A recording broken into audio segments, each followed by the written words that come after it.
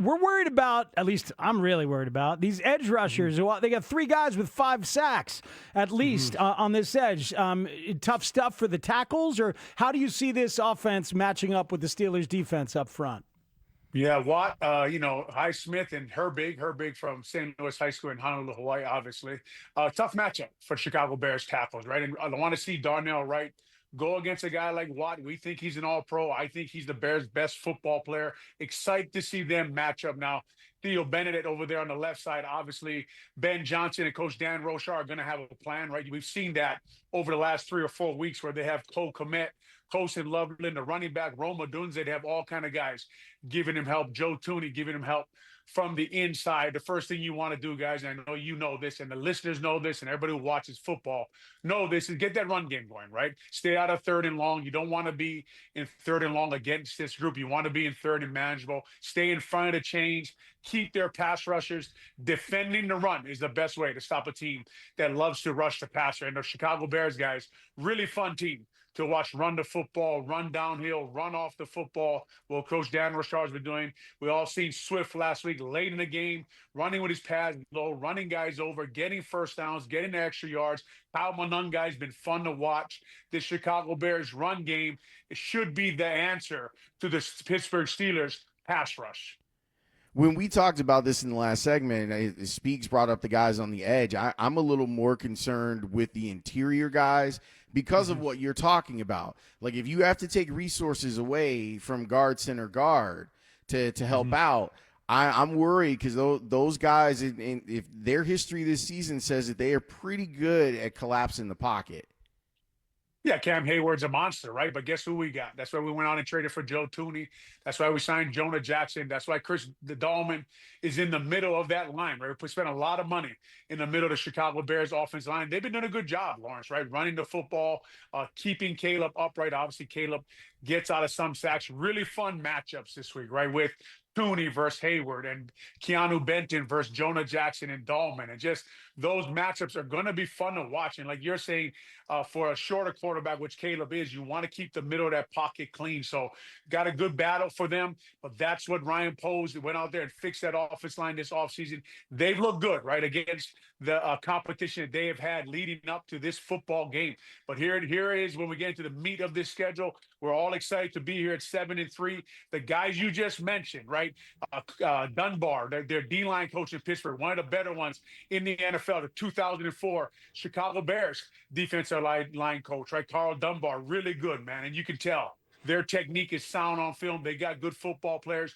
Coach Dan Rochar on our side. That's why I'm excited for this battle. I tweeted something out early this week with a popcorn. I was eating popcorn. I'm ready to watch this football game, but also not scared, right? Not thinking, man, we have no chance against this front. I'm thinking we got a chance against these guys. We got guys who can match up with the Pittsburgh Steelers defensive line. Really good battle, man, there in the middle of the field at Soldier Field this Sunday. But the exciting thing, I think, for us as Chicago Bears fans, as people who have analyzed the Chicago Bears for years now, is that we do match up, right? We do match up well. Obviously, the one thing you worry about is pass downs with Theo Benedict over there on the left side. But as far as inside, I'm looking for a battle there. I'm looking for our guys to actually take it to them, to take it to this Pittsburgh Steelers defense and slow them down and make sure we're staying in front of the chains. Man, it's good to hear, Olin. Lawrence is the mayor of Worrytown. I am squatting in a property in Concernville.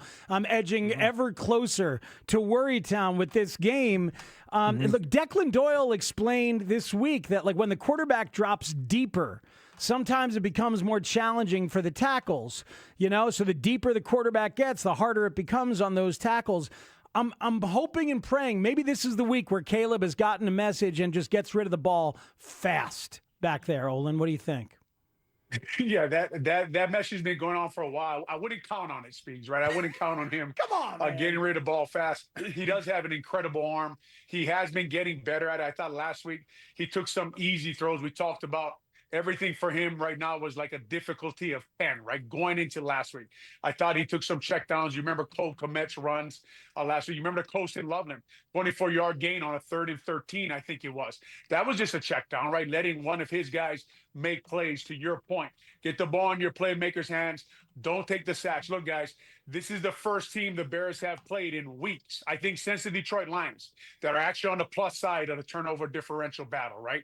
I think the Pittsburgh Steelers, I got it written down here, but I think they're plus 7 or 8. The Bears obviously at plus 16 is crazy number, but everyone else they played up to here is not ranked any higher than 23rd in the league in a turnover differential. So like you're talking about, Speaks, protect the ball, get it out early, get away from those sack fumbles. We all know how good TJ Watt and Herbig is at that. The good thing about this is you've seen them preparing. I think someone put on Twitter, the Steelers are preparing for the way that Caleb gets out of the pocket, the way he runs, the way he spins. Well, that also slows down the pass rush, right? They can't just go crazy at Caleb Williams. They want to keep him in that pocket. So that'll slow it down a little bit also. But to your point, run the football, be worried about these pass rushes, help your left tackle out, even give your right tackle some help, stay in front of the chains. It's just going to be a different kind of football game, the kind of football game we've been waiting for the Chicago Bears to play, because we want to see them against good football teams that look like they're playoff contenders and see where we are as the Chicago Bears. Tremaine Edmonds is having, I think, one of his best years as a pro, and he's had some really good ones in Buffalo, but he seemed to found himself with that move over to the weak side. So he's not available. TJ Edwards is not available. The linebacker depth is a problem for them going into this game. How do you imagine the Steelers will try to attack that no matter who's playing quarterback? Yeah, run right at them, right? Run right at these linebackers, make them make plays, obviously attack them with fryer moves, attack them in the middle of the field, see if they can cover, right? You're worried. Tremaine Edmonds, to your point, Lawrence, really important player for Chicago Bears this year. Not only was he good against the run, not only is he good in coverage, not only did he have interceptions, he was their best pass rusher, I thought. He created the most chaos in the quarterback's head, coming on blitzes with his length and his speed. So they're really going to miss him. Like they're going to miss TJ Edwards, like they'll miss Noah Sewell. So if you're your Green Bay Packers, you look for them to be in man coverage. You get your running back matched up on them in one-on-one situations. You try to get Fryer Moot, Jonah Smith.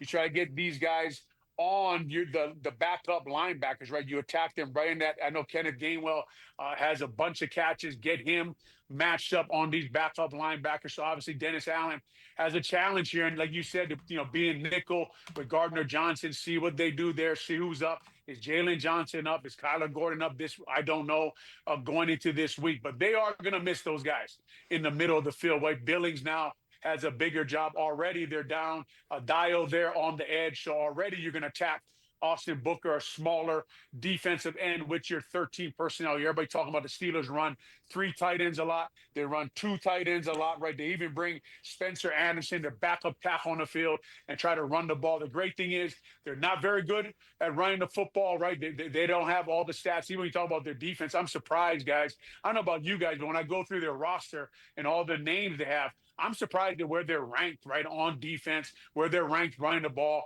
Their offensive line stays in 2-point stance a lot. I'm not a big fan of that. They don't look overly physical when they come out the ball. They do have a really good center, right? And Zach Frazier, him versus Billings, is going to be an absolute must-watch there in the middle of the line, right? Fatanu, their right tackle from University of Washington, say Dogs. He'll be going against Montez Sweat. That'll be another fun battle out there to watch. But when you just turn their film on, guys, they don't cross you as this incredibly physical unit, right? I think the Chicago Bears can get after them a little bit. I am worried now, like you're talking about, without their top 3 linebackers, how guys will step up, fit in, next man up mentality, and stop that run game. Because if you're Arthur Smith, the Pittsburgh Steelers offensive coordinator, I don't know how you can't say, look, guys, let's just try to run the ball and see if they can stop it. Yeah, I mean, that would seem to be the thing to do. Man, Olin, you mentioned the kid Spencer Anderson. Like the Bears use Ozzie Trapillo as a 6th offensive lineman. Steelers are using that kid. Sometimes they do it when they're using the big tight end, Darnell Washington, as well. He's 6'7", 311 pounds. So when they do that, and they use the kid Spencer Anderson, and they put the two of them next to a regular old tackle who's also 300 pounds, we're talking about almost 1,000 pounds of girth out there. Like, what would you do if you're the offensive line coach and you got to use 300-pounders next to each other? What would you do? Well, you guys have had me on every Friday, right? And the first thing I talked about is I'd like to see them kick Javon Dexter the 3 technique and put Billings as the starting nose guard. You guys heard me talk about moving Jonathan Ford up off the practice squad. You guys heard me talk about that before they did it when they were ranked last in the league at stopping the run. Now they've cleaned that up. That's what they're doing.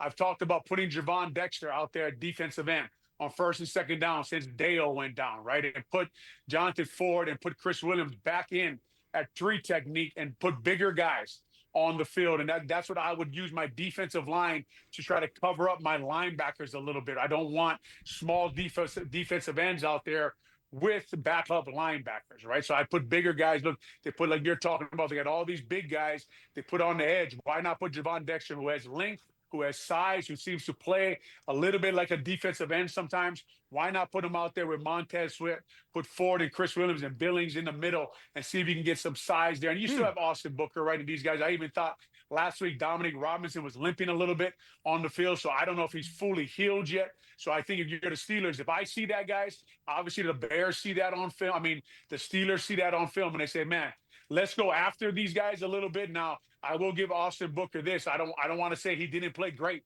last week against the Vikings, $28.5 million left tackle, Darisaw. I thought he did. I thought he held up way better than I thought he would hold up. So we'll see how the game goes. But if I'm the Bears, I have some alternative plans set where I can move some D tackles out to DN if this game gets out of hand with the run game. The Steelers have 3 AFC games after this one in a row. Do you think Aaron Rodgers plays? I think he does. Just knowing an old ball player, just knowing a guy who loves football, who wants to compete, who loves playing in Chicago. I think he'll come out and play with that hand. I know what you're saying about the AFC, but I think for a guy who's a ball player like he is, I think every game's important. You can't convince him of anything else. I remember one time we were already seated in the playoffs, and Lovie Smith came to me and he said, "We're going to sit you because of your ankle." We played the Vikings this week up there in Minnesota, and they had Pat Williams, who had a rivalry, and Lovie was trying to convince me that, look, we're just not going to play you. We don't want it you get hurt. And I told him to hell with that. If the other guy's going to be out there, I'm going to be out there too. I don't care what the game means. I don't care what's going on. So I think Rodgers has that kind of mentality. I think you'll see him at Soldier Field on Sunday. Olin, we had a great conversation with Matt Bowen this week, your buddy, our friend Matt Bowen, about coaching and about the bond that gets created between the coach and the players, especially at the high school level, and how one win in the playoff season can buy you 7 more days of just getting to hang out and bond and connect and watch these kids grow. And I just wanted to, see if that resonates with you like it resonated with us. We've been thinking about it all week long. Yep, I knew we were getting to Spiegel's feelings corner at some point. So here we are. I am at the feelings dinner table. I can at least use a Crown Royal shot before we get going here. But listen, Matt Bowen does a great job, man, coaching his kids, pouring himself into them, teaching them about life and football.